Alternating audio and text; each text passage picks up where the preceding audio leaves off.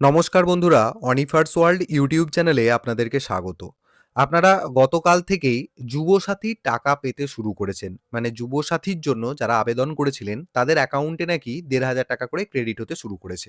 তো আমরা দেখলাম মুখ্যমন্ত্রী মমতা বন্দ্যোপাধ্যায় ধর্ণা মঞ্চ থেকে এরকমই ঘোষণা করলেন যে না, এপ্রিল থেকে নয়, গতকাল থেকেই মানে মার্চ মাস থেকেই যুবসাথীর টাকা দেওয়া শুরু করে দেওয়া হবে।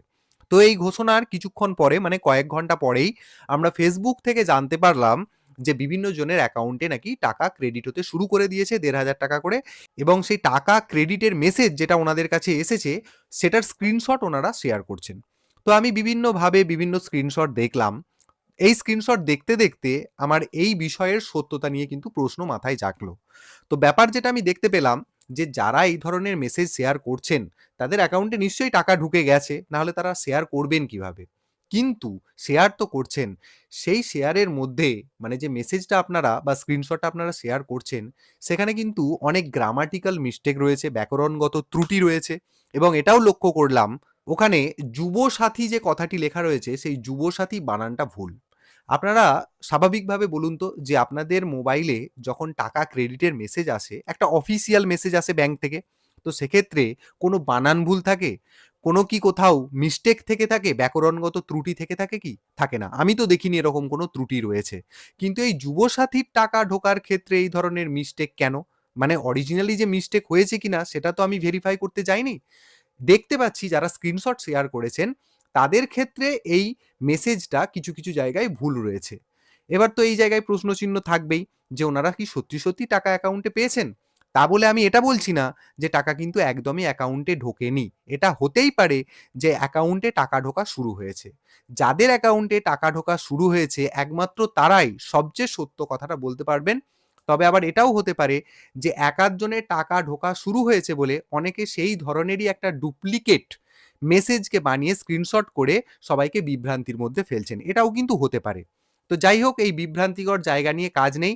টাকা ঢুকলেও ভালো, যাদের না ঢুকছে তাদের কিন্তু কোনো চিন্তা করার কোনো দরকার নেই। যেহেতু মুখ্যমন্ত্রী ঘোষণা করে দিয়েছেন সেহেতু টাকা কিন্তু ঢুকবেই, হয়তো ২-১ দিন পরে ঢুকে যাবে। তো এটা গেল একটা ব্যাপার। ২ নম্বর যে প্রশ্নটা আসে যেটা নিয়ে মূল ভিডিও সেটা হচ্ছে যে এই যুবসাথীর টাকা কাদের অ্যাকাউন্টে ঢুকবে আর কাদের অ্যাকাউন্টে ঢুকবে না। প্রথম কথা বলি সেটা হচ্ছে যে যুবসাথীর ফর্ম ফিল আপের লাস্ট ডেট ছিল ২৬শে ফেব্রুয়ারি পর্যন্ত। তো আপনারা সবাই অ্যাপ্লিকেশন করেছেন, কেউ কেউ অনলাইন করেছেন, কেউ অফলাইন করেছেন, আবার কেউ অনলাইন অফলাইন দুটোতেই করেছেন।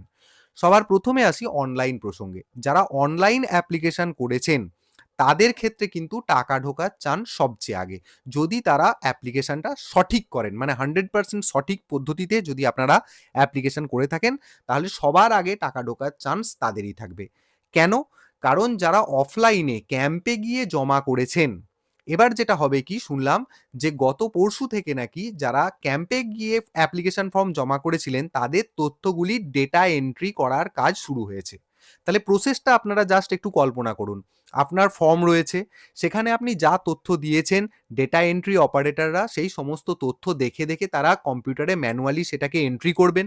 তারপর আপনি যে ডকুমেন্টসগুলি সাথে দিয়েছেন সেই ডকুমেন্টসগুলো সেই সময়টাতেই একদম ওই পোর্টালে, যুবসাথীর যে পোর্টালে যেখান থেকে অনলাইন অ্যাপ্লিকেশন হয়েছিল সেখান থেকেই ওনারা অ্যাডমিন লগ ইন করে আপনার অ্যাপ্লিকেশনটা যেমন এন্ট্রি করবেন সেই অ্যাপ্লিকেশনের সাথে সাথে আপনার দেওয়া তথ্যগুলো মানে কাগজপত্রগুলো আর কি সেগুলো স্ক্যান করে সেগুলো আপলোড করবেন। তাহলে এই যে টাইমটা এটা কিন্তু একটা দীর্ঘমেয়াদী সময়।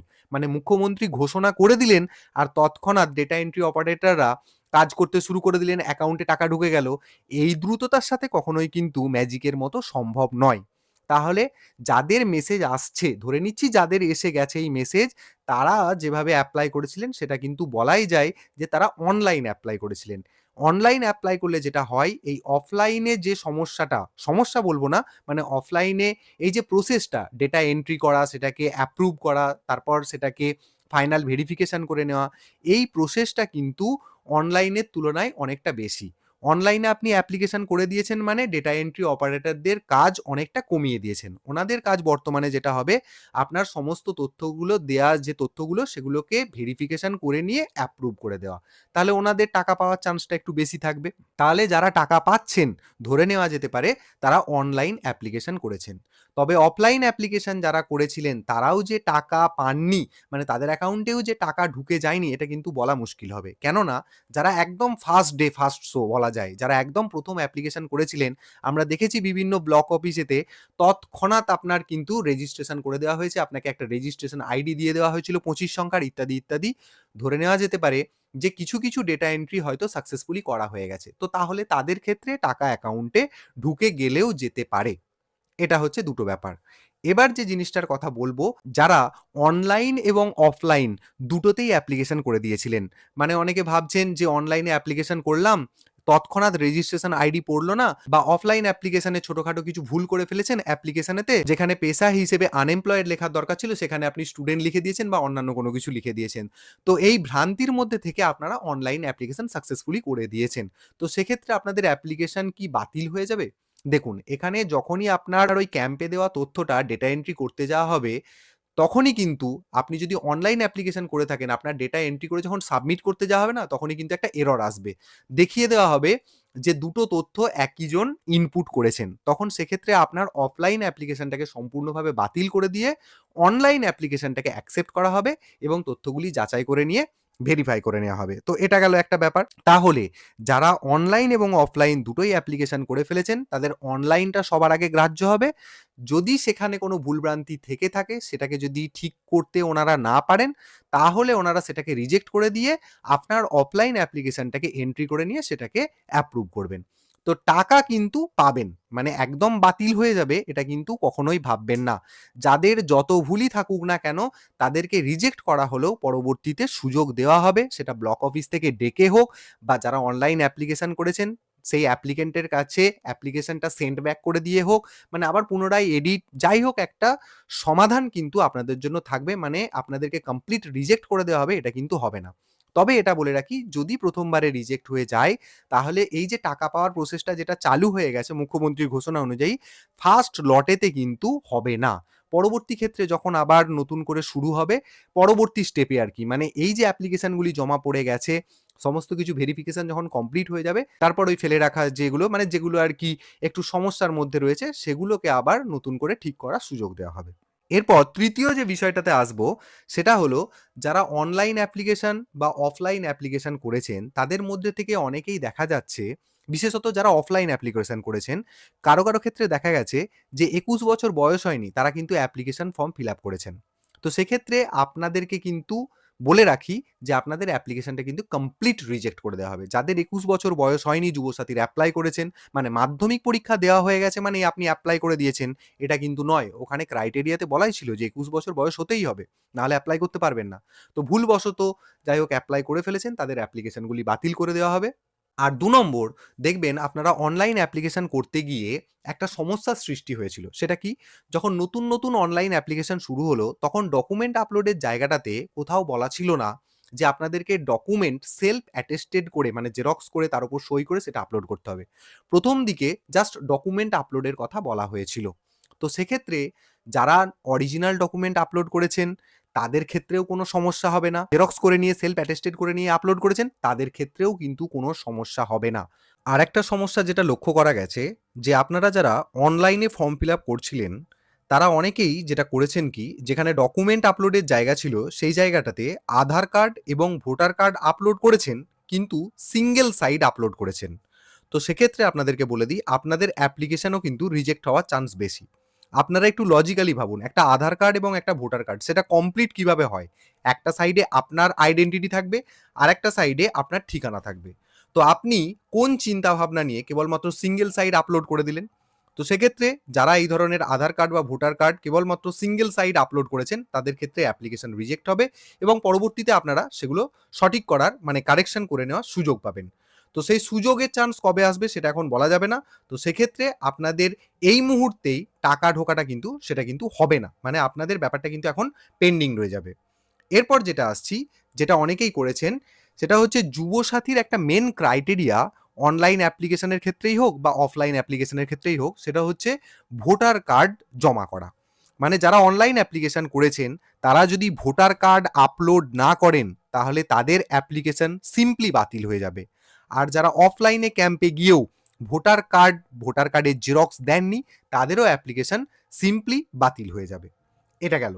এমন অনেক সাবস্ক্রাইবার বন্ধু রয়েছেন যারা আমাকে প্রায়ই জানতে চাইছেন যে আমাদের ব্যাংক অ্যাকাউন্ট ডিবিটি লিঙ্ক নেই, তাহলে কি হবে? মানে এমনি ব্যাংক অ্যাকাউন্টের সাথে মোবাইল নম্বর সংযুক্ত আছে, ব্যাংকের সাথে আধারের সংযুক্তিকরণ আছে, সবই আছে। কিন্তু এই ডিবিটি ম্যাটারটা তারা জানেন না বা ডিবিটি লিঙ্ক নেই তারা বলতে চাইছেন। তো তাদেরকে বলে দিই, তাদেরও কিন্তু টাকা ঢুকতে কোনো অসুবিধা হবে না যদি আপনাদের অ্যাপ্লিকেশন সব ঠিকঠাক থেকে থাকে।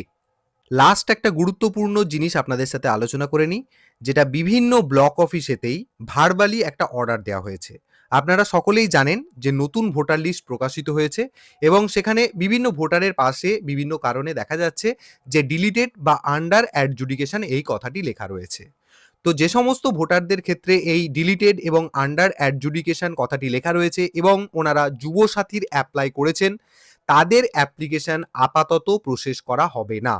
আমরা গতকাল একটা নদিয়া জেলার হোয়াটসঅ্যাপ গ্রুপের একটা স্ক্রিনশট আমরা দেখেছিলাম, সেখানেতেও কিন্তু এই ধরনের কথা বলা ছিল।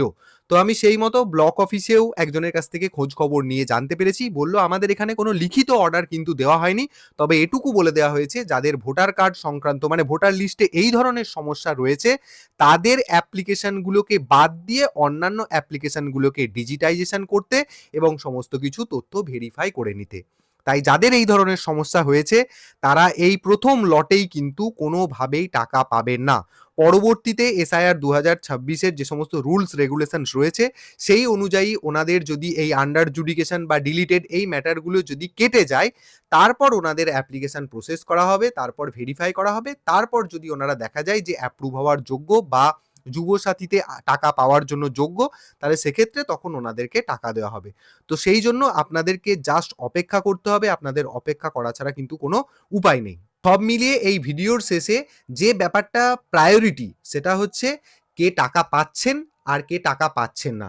যারা মেসেজ পেয়ে যাচ্ছেন তারা টাকা পেয়ে যাচ্ছেন, আর যারা মেসেজ পাচ্ছেন না তাদের কিন্তু কোনো চিন্তা ভাবনা করার কারণ নেই। কারণ আমি একটা কথাই বলছি, যে স্ক্রিনশটগুলি বর্তমানে শেয়ার করা হচ্ছে ইনস্ট্যান্ট, সেই স্ক্রিনশটগুলোর সত্যতা নিয়ে কিন্তু যথেষ্ট প্রশ্ন রয়েছে। আপনার অ্যাপ্লিকেশন যদি ঠিকঠাক থেকে থাকে, আপনি যদি নিজে অ্যাপ্লাই করে স্যাটিসফাই হয়ে থাকেন, তাহলে অবশ্যই সমস্ত ক্রাইটেরিয়া যদি আপনি ফুলফিল করেন, তাহলে সেক্ষেত্রে আপনি 100% টাকা পাবেন।